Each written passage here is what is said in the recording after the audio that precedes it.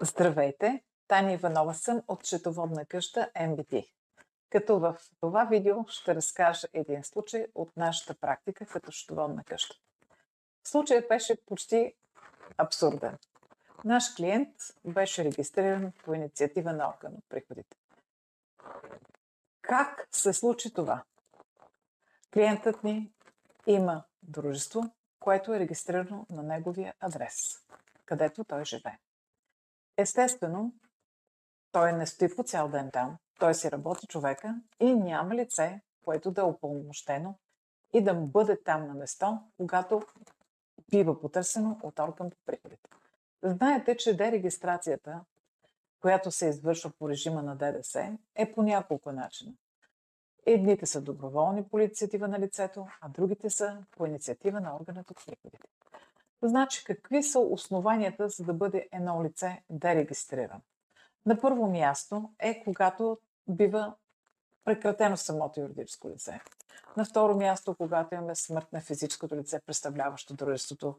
На трето място, когато бива заличено дружеството от търговския регистър. На четвърто място е когато имаме установени някакви обстоятелства от органите по приходите, във връзка с които те дерегистрират дружеството.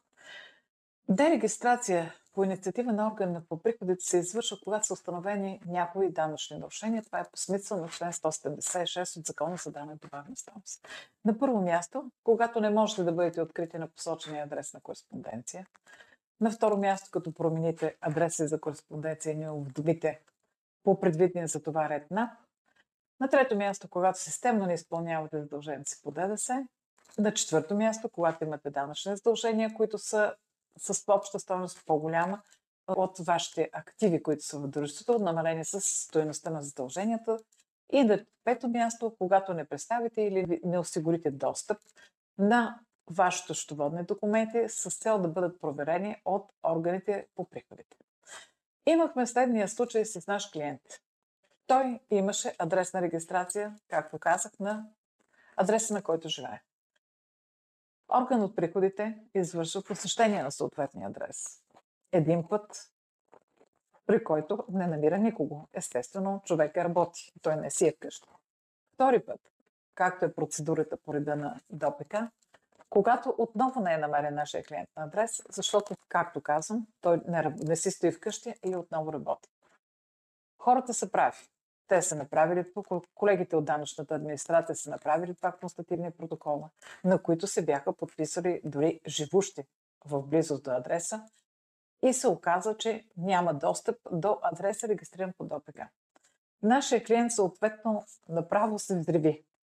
Той беше изключително ядосан, направо потресен, казва какво трябва да направя аз. Ходи човека в НАП, опита се по някакъв начин да декларира някакви нови обстоятелства, но то просто нямаше ред и начин на такива. Какво направихме ние като счетоводна къща? Предложих му елементарно решение. Да си промени адресната регистрация по член 8 от ДОПК, като даде нашия адрес на счетоводната къща. Защо? Защото тук винаги има хора. Ако не съм аз, колегите от счетоводната къща са на лице.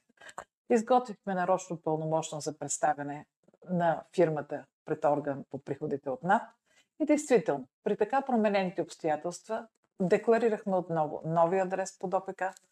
Колегите от НАП дойдоха, направиха необходимите проверки и отново регистрираха фирмата и това се случи в някакъв изключително кратък срок.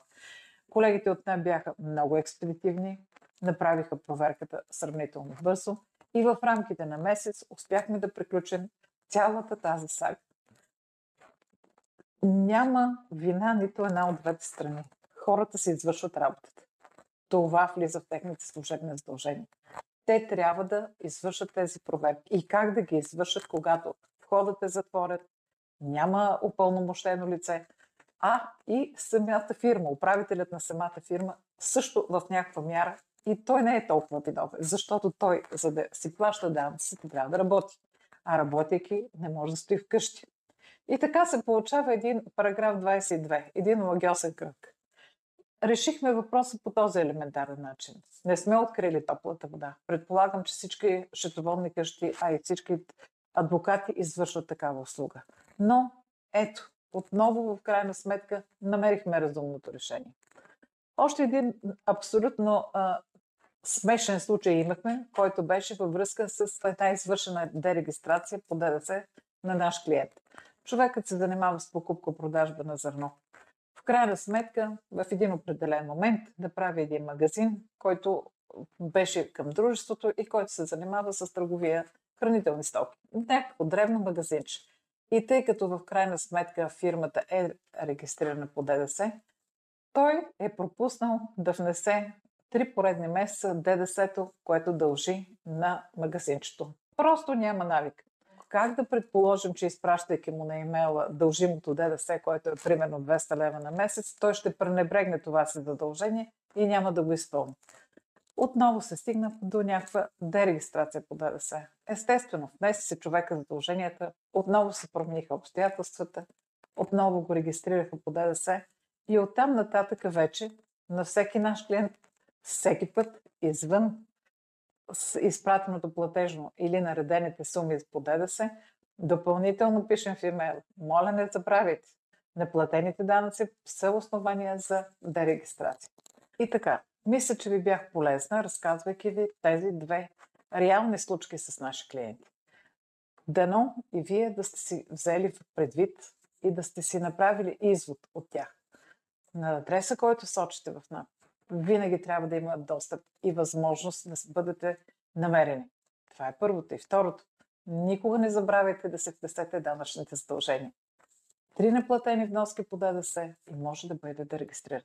Без значение какъв е размера на вноската. И така, отново, мисля, че ви бях полезна. Дано следващите ни срещи да бъдат също полезни и ползотворни за вас. Беше ми много приятно. Довиждане.